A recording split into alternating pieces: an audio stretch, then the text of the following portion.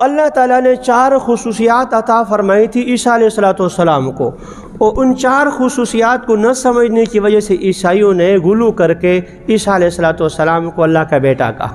سب سے پہلے چیز یہ تھی، اللہ تعالیٰ نے عیسیٰ علیہ السلام کو بغیر باپ کے پیدا فرمایا تھا، وہاں سے روح فرمایا آپ کو عیسیٰ علیہ السلام کو۔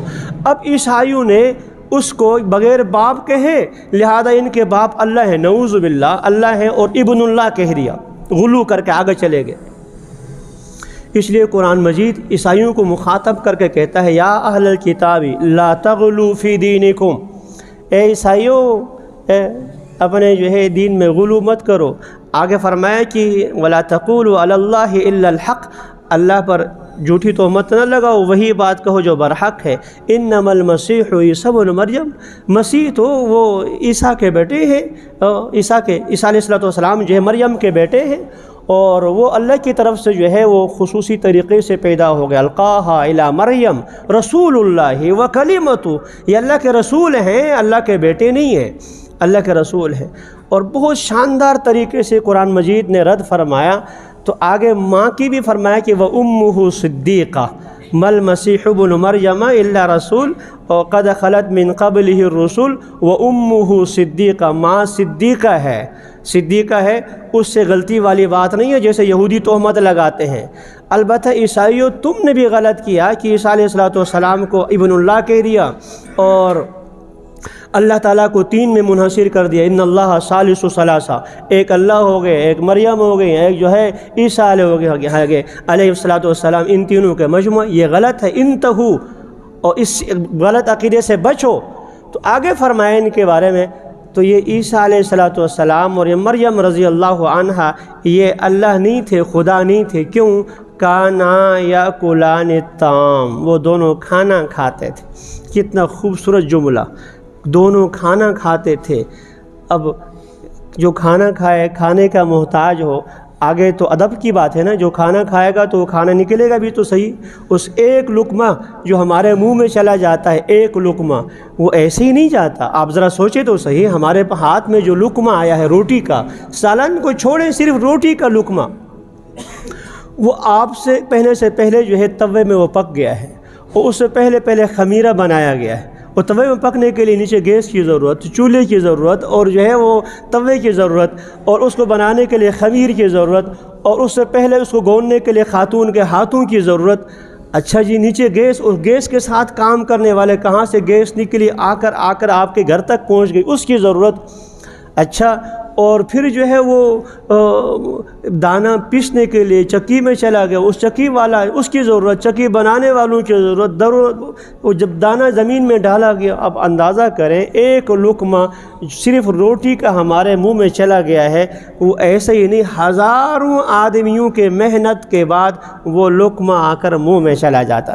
تو فرمایا کہ کانا یا کلان تام، کن کو خدا کہہ رہے ہو؟ یہ دونوں کھانا کھاتے تھے، یہ دونوں کھانا کھاتے تھے۔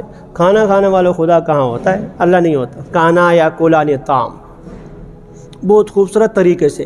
اور پھر خود رسول کرم صلی اللہ علیہ وسلم نے اپنی امت کو نصیحت فرمائی، خبردار میرے بارے میں ایسا غلو مت کرو جیسے عیسائیوں نے عیسیٰ علیہ السلام کے بارے میں غلو کیا ہے۔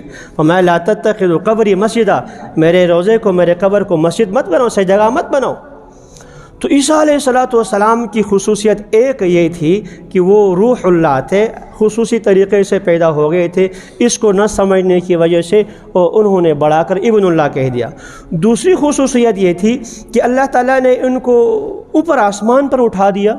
آسمان پر تمام مسلمانوں کا عقیدہ ہے، اللہ تعالیٰ نے وما قتلوہ وما صلبوہ ولکن شبہ لہم، یہودیوں نے نہ اس کو قتل کیا ہے، نہ انہیں پھانسی دی، اللہ تعالیٰ نے آسمان پر اٹھایا ہے، اور آخر زمانے میں تشریف لائیں گے۔ تو آسمان پر اٹھایا جانا یہ سمجھ میں نہیں آیا انہیں، تو انہوں نے کہہ دیا کہ پھانسی دے دی گئی، اور ساتھ ایک عقیدہ گڑھ لیا عیسائیوں نے مخلوقات میں گناہ زیادہ تھے، اس گناہ کے کفارے کے طور پر اللہ تعالیٰ نے اپنے بیٹے کو پھانسی دی۔ نعوذ باللہ، گناہ کس کا اور پھانسی کس کو دی جائے؟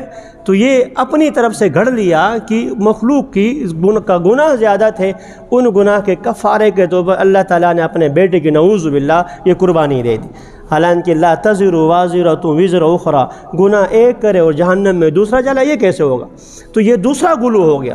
تیسری چیز یہ ہے کہ آخر زمانے میں وہ تشریف آئیں گے، اور یہ بات بھی تو، یہ جو باتیں میں کہہ رہا ہوں یہ چونکہ باتیں عیسائیوں کے پرانے مذہب میں بعض چیزیں تھیں، تو انہوں نے اس پر یہ کہہ دیا کہ عیسیٰ تو واپس نہیں آئیں گے، البتہ عیسیٰ کی روح حلول کرے گی، ان کے جو مذہبی جو بڑے کہلانے والے ہیں۔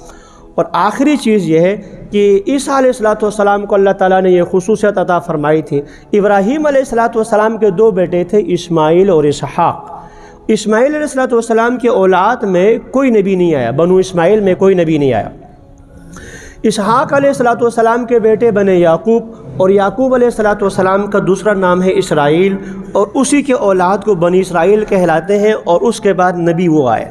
لگ بھگ 10,000 انبیاء اس میں آئے، اور ان کے خاتم انبیاء و بنی اسرائیل کے انبیاء کا خاتمہ اللہ تعالیٰ نے عیسیٰ علیہ السلام سے کر دی۔ یہ بڑی فضیلت تھی۔ بنی اسرائیل کے انبیاء علیہ السلام کا خاتمہ آخر میں عیسیٰ علیہ السلام سے، اور انہوں نے اس کو جو ہے مطلقاً خاتم الانبیاء بنا دیا۔ بس عیسیٰ علیہ السلام آخری نبی ہے، اس کے بعد نبی نہیں آنا۔ تو رسول اکرم صلی اللہ علیہ وسلم کی آمد کی اطلاع خود عیسیٰ علیہ السلام نے دی۔ عیسیٰ علیہ السلام سے پہلے انبیاء بھی دیتے رہے۔ عیسیٰ علیہ السلام نے تو بتایا کہ من بعد اسمہ احمد، میرے بعد ایک نبی نے آنا ہے، اس کا نام احمد ہوگا۔ تو تورات انجیل میں یہ ساری چیزیں موجود تھی۔ تو خیر، عرض کر رہا تھا 4 خصوصیات اللہ تعالیٰ نے عیسیٰ علیہ السلام کو عطا فرمائی تھی، اور عیسائیوں نے اس میں غلو کر کے وہ اس کو وہاں تک پہنچایا۔ قرآن مجید میں جگہ جگہ اس کو رد کر دیا۔